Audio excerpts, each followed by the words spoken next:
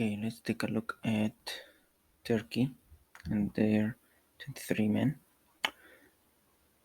We already know Croatia, so let's take a look at Turkey. In goalkeeper, we have three. We have Altay Binder. We'll have Guncan Çakır. We'll have Merit Gunok. In defense, we will have a few actually. We'll have Demiral. We'll have Suyuchuk. We'll have Kabak, who used to play in Liverpool actually. And we'll have Akedin. We'll also have Uzkajar.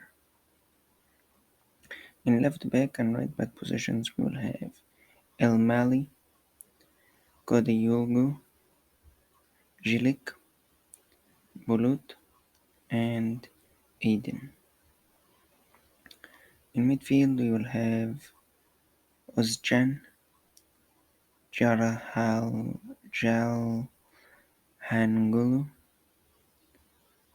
Kukuju, Yuksik, Guler, and Umar.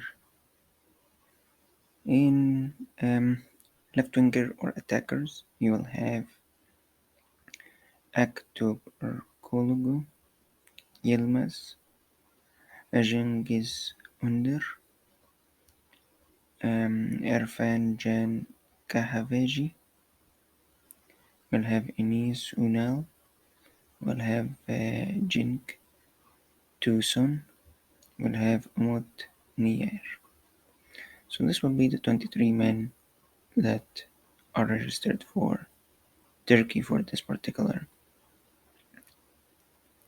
Euro qualifiers section until June.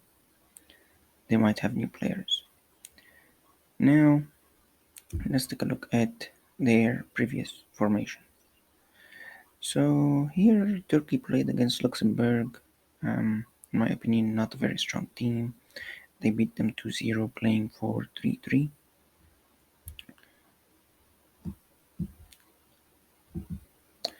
Here they played Lithuania, another not so strong team. Here Turkey played 4-4-1-1. So yeah, that one can be a shadow striker. Here they played against Luxembourg again and tied, which is a surprise because Luxembourg is not a strong team. But they tied and they played a 4-4-2. And also it looks like some of the goals were own goals from Luxembourg. Here they played against Faroe Islands, which is really a very weak team, and they lost 2-1. I don't know how. And here they were playing 4-2-3-1. And finally they played against Armenia a few days ago, and they were playing 3-4-3 against a 5-4-1, and Armenia was winning 1-0 until Turkey came back. Again, Armenia is not a very strong team. So it's interesting. They had a couple of formations. They have 3-4-3, they have 4-2-3-1, they have 4-4-2, they have 4-4-1-1. Yeah, so they changed their formation a lot since last time. So let's take a look at what I think, and hopefully they can play with some of my thoughts. So I think they should play a 4-4-2 against Croatia. I think Croatia will play a 4-3-3 like last time. I think they should play 4-4-2, and let's take a look at the players. In goalkeeper, I believe Biender should be goalkeeper, and we'll take a look at the stats shortly. 2i. Left back, I think El Mali. Right back, Bulut. Central defenders, Demiral and Kabak. In midfield, I think Çalhanoğlu and Kukucu. In right wing and left wing, right wing Genghis Under and Tucson as the left winger. In attack, I think these are probably the two best they have. Um, Unal and Nair. Unal and Nair, between them, they both got like what, 20 goals each? Sorry, 10 goals each. So between both of them, 20 goals. So I think you need a striker that actually finishes his opportunities. And they played 22 or 23 or 28 matches and they scored 10 goals each. So I think if we look at it, probably these will be our two best strikers in Turkey. Alright. The other thing I'm thinking, which will be nice for Turkey, is they can play this formation, a 4-3-3. They already used 4-3-3 in the past. So I think they are familiar with 4-3-3. Defense will stay the same. Actually, midfield will stay the same. Attacking, all the players will stay the same, except we'll change them around. So Gings Under from being a right wing to attacking midfielder. Too soon from being a left wing in the deep position here. He'll be a little bit high.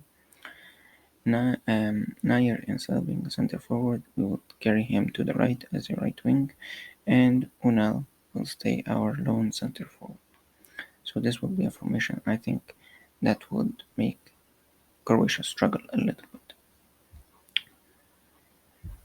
And I think Croatia will play the same 4-3-3 that they have.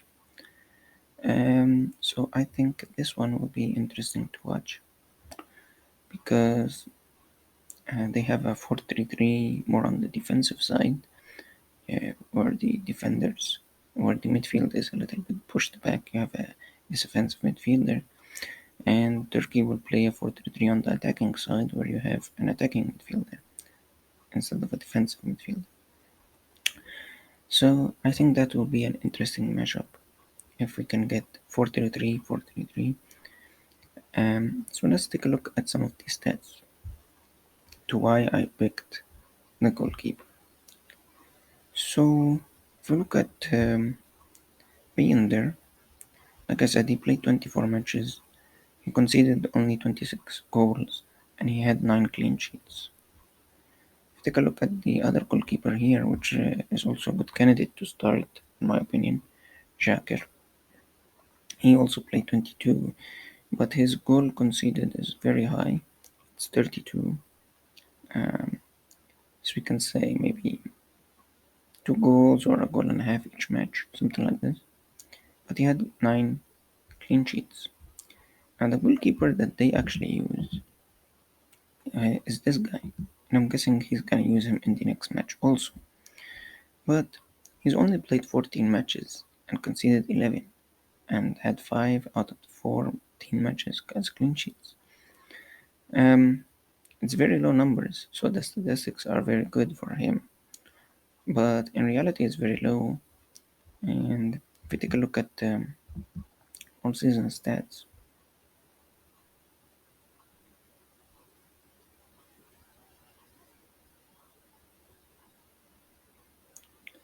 if we take a look here, we can see his performance is not so great in the 2023 2022. It's very low numbers. Even in 2021 2022, you see he only played a few games. The only time we actually see this goalkeeper performing very well is in the 2020 and 2021 season, where he only had conceded, um, I think, okay, this is clean sheets, sorry. So yeah, maybe his performance is not very good, but here you can see he only conceded 27 goals and had 6 clean sheets. If you go a little bit further back into the 2019-2020, you see here he had a somewhat not bad performance actually, where he played 33 matches and he conceded 31 goals, but he had 10 clean sheets. And look at how many minutes he played during the season, roughly 3,000 minutes. So here is very good actually. But yeah, only 15 matches and conceding 11 or 12 goals. Mm, I don't know if you can compare. That's why I think the other two goalkeepers are better. Well, not better, but I would pick them instead. If we go back here to Bieder, Biender, and we go to full stats also. Let's take a look here. Yeah, you'll see that he has played here. It says 24 matches and conceded 26 goals, 9 clean sheets, roughly 2,000 minutes played. And then in the Europa League, he played 8 matches, conceded 9 goals, and he had 3 clean sheets, which is not bad actually. In the qualifiers, 3 matches, 2 goals, 1 clean sheet. In the Champions League qualifiers, 2 matches, 2 goals, 1 clean sheet. So each match, roughly, gets a goal in him. We see him performing very well here. 24 games, 20 goals, 10 clean sheets, which is great.